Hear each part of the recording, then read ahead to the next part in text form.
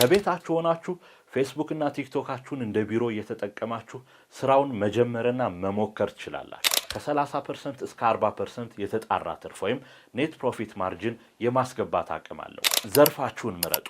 ስፔሻላይዜሽን የምንለው ማለት ነው። በአካባቢያችሁ በዘርፉ በአጭር ጊዜ ውስጥ ተፎካካሪ መሆን የሚችል ትልቅ ድርጅት መመስረት ትችላላችሁ። ስኬታችሁንም በአጭር ጊዜ ውስጥ ታያላችሁ።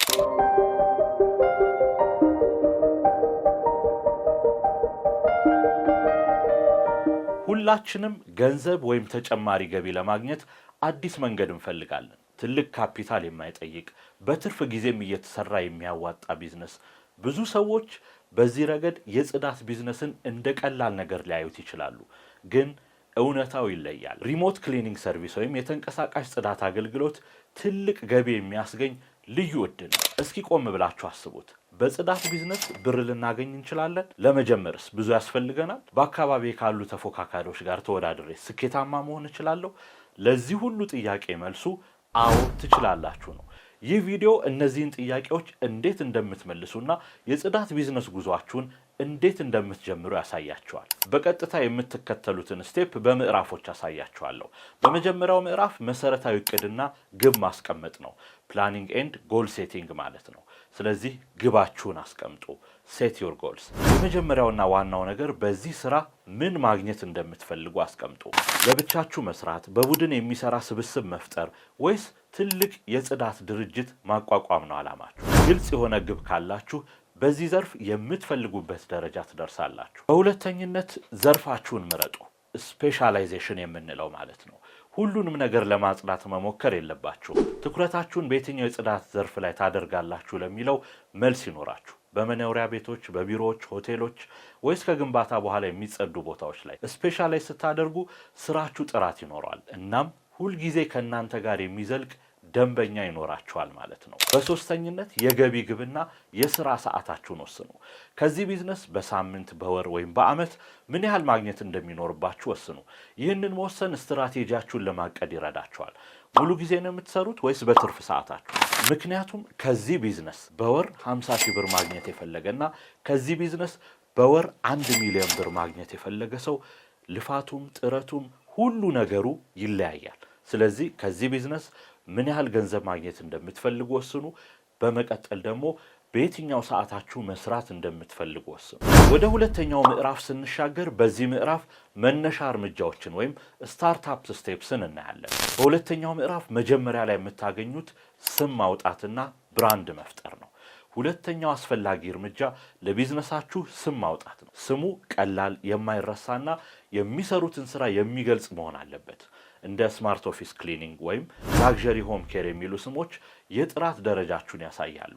የፈለጋችሁት ስም በሌላ ሰው አለመያዙንም አረጋግጡ። ስም ስታወጡ ሌላው ልትጠነቀቁት የሚገባው ጉዳይ ዛሬ የመሰረታችሁት ስብስብ ወይም ደግሞ ድርጅት ነገ ትልቅ ደረጃ ላይ ደርሶ ሌሎች ኢንቨስተሮችን በሚያሳትፍበት ሰዓት በስማችሁ ወይም ደግሞ ሌላ ዊርድ በሆነ ነገር ባወጣችሁት ስም ላይ ኢንቨስት ለማድረግ ሲፈልጉ ስሙ ሊቀየር የሚችል ወይ ደግሞ ከግለሰብ ስም ጋር ተገናኝቶ ደግሞ የሌሎች ኢንቨስተሮችን ፍላጎት የሚቀንስ መሆን እንደሌለበት ልብ በሉ። በሁለተኛው ምዕራፍ ሁለተኛው ስቴፓችን ለገበያ ፍለጋ የምንገለገልባቸው መንገዶች ማመቻቸት። ፕሪፔሪንግ ማርኬቲንግ ቱል። ስማችሁን ከመረጣችሁ በኋላ ስማችሁን የሚገልጽ ምርጥ ሎጎ አሰሩ። ታዲያ ያሰራችሁት ሎጎ በማርኬቲንግ ስራዎቻችን ላይ ሁሉ ስለምንጠቀመው ፕሮፌሽናልና ሳቢ መሆን ይኖርበታል። ማርኬቲንግ የቢዝነሱ ነፍስ ነው። ስልክ ቁጥር፣ ኢሜይል፣ ሶሻል ሚዲያ አካውንት፣ የቢዝነስ ካርድ ይኖራችሁ። የማህበራዊ ሚዲያ ገጾችን መጠቀም ደግሞ ግድ ነው። እነዚህ ሁሉ ፕላትፎርሞች ላይ ታዲያ ወጥ የሆነ ሎጎ፣ ስም፣ ከለር ሊኖራችሁ ግድ ይላል።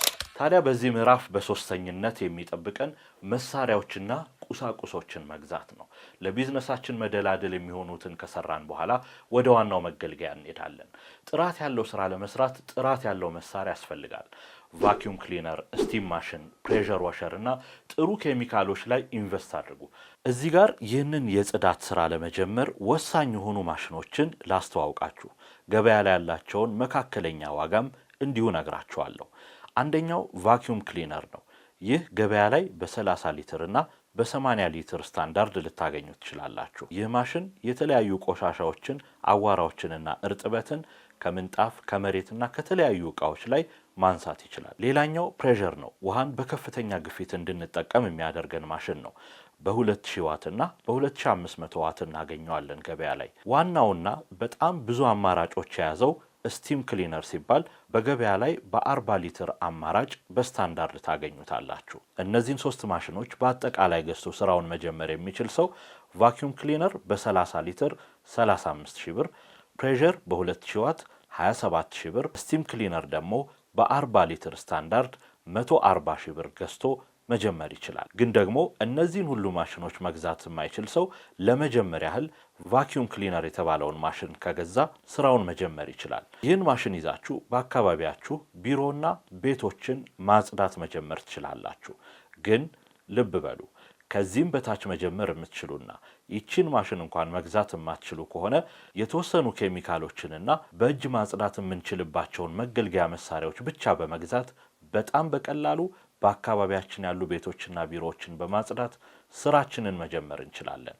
እያልኳችሁ ያለሁት 10,000 ብርና ከዛ በታች አውጥታችሁ ስራውን መጀመር እንደምትችሉ እየነገርኳችሁ ነው። በተጨማሪም ብራንድ የሆነ የስራ ልብስ ይኖራችሁ። ይህ በደንበኞች ዘንድ የሙያ ደረጃችሁን ጠብቃችሁ የምትሰሩ ፕሮፌሽናል መሆናችሁን ያሳያል። እንዲሁም የመተማመን ስሜትን ይፈጥራል። እዚህ ላይ 2 ነጥብ ልጨምር። የጽዳት ዕውቀታችሁን ሁል ጊዜ ማዘመን ይኖርባችኋል። ዓለም ቆሞ አይጠብቀንም። ደንበኞች ስለ ኬሚካሎች፣ ስለ ጨርቅ አይነቶች ወይም ስለ ጽዳት ዘዴዎች ጥያቄ ሲጠይቁ በልበ ሙሉነት መመለስ አለባችሁ። ደንበኞችን ልታሳምኑ ትችላላችሁ፣ ግን ዕውቀታችሁን በንግግራችሁ ወቅት ይገመግማሉ። ለቀጠራችኋቸው ሰራተኞችም ይህንን ህግ ተከተሉ። ከስራችሁ ለቀጠራችኋቸውም ሰራተኞቻችሁ ስልጠና ስጡ። ሌላው ወጪዎችን ማስላት ወይም ደግሞ ኮስት አናሊሲስ መስራት ነው። የመጀመሪያ ወጪዎቻችሁን አስሉ። ብራንዲንግ፣ ሎጎ፣ ፍላየር፣ ቢዝነስ ካርድ፣ የስራ ልብስና መሳሪያዎችን በምትሸምቱ ሰዓት መጀመሪያ ብዙ ሰራተኛ መቅጠር ላይኖርባችሁ ይችላል። በጥቂት ነገር ጀምራችሁ እያደጋችሁ ስትሄዱ ይበልጥ ኢንቨስት ማድረግ ትችላላችሁ። በመጨረሻም የአዋጭነት አጭር ገለጻ ልስጣችሁ። ለምን ይህ ቢዝነስ አዋጭ ነው ተባለ? የተንቀሳቃሽ ጽዳት ወይም ደግሞ ሪሞት ክሊኒንግ ሰርቪስ አገልግሎት በብዙ ምክንያቶች አዋጪና ዘላቂ ነው። የመጀመሪያው የመጀመሪያ ካፒታላችን ዝቅተኛ መሆኑ ነው። ከሌሎች ቢዝነሶች በተለየ ትልልቅ ፋብሪካዎች ወይም ውድ ማሽኖች አያስፈልገውም። በጥቂት ጥራት ባላቸው የጽዳት ዕቃዎችና ኬሚካሎች መጀመር ይቻላል። ሌላው ከፍተኛ የፍላጎት መጠን መኖሩ ነው። ቤቶች፣ ቢሮዎች፣ የገበያ ማዕከሎችና ሆቴሎች ያለማቋረጥ የጽዳት አገልግሎት ይፈልጋሉ። ጽዳት ቅንጦት ሳይሆን አሁን ግዴታ ነው። ስለዚህ ገበያው ዘወትር አለ። ለማስፋፋት ቀላል መሆኑ ደግሞ ሌላው አዋጪው መንገድ ነው። በአንድ ደንበኛ ወይም በአንድ ሰራተኛ ጀምሮ ገቢ እየጨመረ ሲመጣ የሰራተኛ ቁጥርና የአገልግሎት ዘርፍ በቀላሉ ማስፋፋት ይቻላል። ተለዋዋጭ የስራ ሰዓት መኖሩ ደግሞ ሌላው ደስ የሚለው ነገር ነው። በተለይ በትምህርት ወይም በሌላ ስራ ላይ ለሚገኙ ወጣቶች የትርፍ ጊዜ ወይም እንደ ፓርታይም ወይም ደግሞ ቅጥር በመፈጸም ኮንትራት ቤዚስ የምንለው ማለት ነው መስራት የሚቻል በመሆኑ የገቢ ምንጮችን ለማበራከት ጥሩ አማራጭ ነው። እዚህ ላይ በዳሰሳችን አማካኝነት የጽዳት አገልግሎት ከ30% እስከ 40% የተጣራ ትርፍ ወይም ኔት ፕሮፊት ማርጂን የማስገባት አቅም አለው። ትኩረት የሚጠይቀው በጥራትና በደንበኞች እርካታ ላይ ነው። የጽዳት ቢዝነስ ትልቅ የገበያ ክፍተት አለው። ዋናው ነገር ከየት መጀመር እንዳለባችሁ ማወቅ ነው። ግልጽ እቅድ፣ ጠንካራ ብራንድና ጥራት ያለው ስራ ካላችሁ ሰፊ የገበያ ሽፋን ያለውና በአካባቢያችሁ በዘርፉ በአጭር ጊዜ ውስጥ ተፎካካሪ መሆን የሚችል ትልቅ ድርጅት መመስረት ትችላላችሁ። ስኬታችሁንም በአጭር ጊዜ ውስጥ ታያላችሁ። የቢዝነስ ጀማሪ ወጣቶች በራሳቸው እግር እንዲቆሙ ትልቅ እድል ይሰጣቸዋል። በትንሹ ጀምረው በትጋትና በዘመናዊ አስተሳሰብ በመስራት ትልቅ ድርጅት መገንባት ይቻላል። ታዲያ ይህንን ቢዝነስ እንዲህ በቀላሉ መጀመር ይቻላል። እኔ የማውቃቸውንና ወሳኝ የምላቸውን ነጥቦች ለእናንተ አድርሻለሁ። እነዚህን መረጃዎች ያዙና ደግሞ እናንተም የራሳችሁን ሪሰርች በመስራት በቀላሉ በፍጥነት ወደዚህ ቢዝነስ መግባትና ተጨማሪ ብር መስራት ትችላላችሁ። እንዲሁም ደግሞ የሙሉ ጊዜ ስራችሁ አድርጋችሁ ደግሞ ትልቅ ድርጅት እንዲኖራችሁ ማድረግ ትችላላችሁ። ይህንን ቢዝነስ ስትሰሩ በቅድሚያ ቢሮ እንዲሁም ደግሞ ሌሎች ወጪ ሊያስወጣችሁ የሚችሉ ነገሮች የግድ እጃችሁ ላይ መኖር አይጠበቅባቸውም። ከቤታችሁ ሆናችሁ ፌስቡክ እና ቲክቶካችሁን እንደ ቢሮ እየተጠቀማችሁ ስራውን መጀመርና መሞከር ትችላላችሁ። ወደ ትልቅ ኢንቨስትመንት ከመሄዳችሁ በፊት ማለት ነው። ጉዳዩን ግን በደንብ አጥንታችሁ ቢዝነሱ እንደሚያዋጣ ደግሞ በደንብ እርግጠኛ ሆናችሁ የሙሉ ጊዜ ስራ ደግሞ መጀመር የምትፈልጉ ሰዎች ደግሞ በትልቁ ለመስራት የምትፈልጉ ኮሜንት ላይ አስቀምጡልኝ። እናንተን የሚመለከት ተጨማሪ ቪዲዮ ደግሞ እንሰራለን። ይህ ቪዲዮ ከጠቀማችሁ ላይክ አድርጉ። ተጨማሪ ስራና ስራ ፈጠራን የተመለከቱ ቪዲዮዎች የምትፈልጉ ከሆነ ደግሞ ሰብስክራይብ አድርጉ።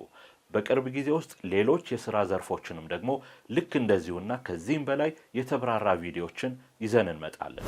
ዲስክሪፕሽን ቦክሱ ላይ ያለውን የቴሌግራም ቻናል ሊንክ በመጠቀም ቴሌግራማችንን ጆይን አድርጉ። ለመስራት ፍላጎት ያላችሁን ለብቻችሁ ሰብስበን ወደ ስራ የምታደርጉትን ጉዞ በእጅጉ እናቀልላችኋለን። ሰላም።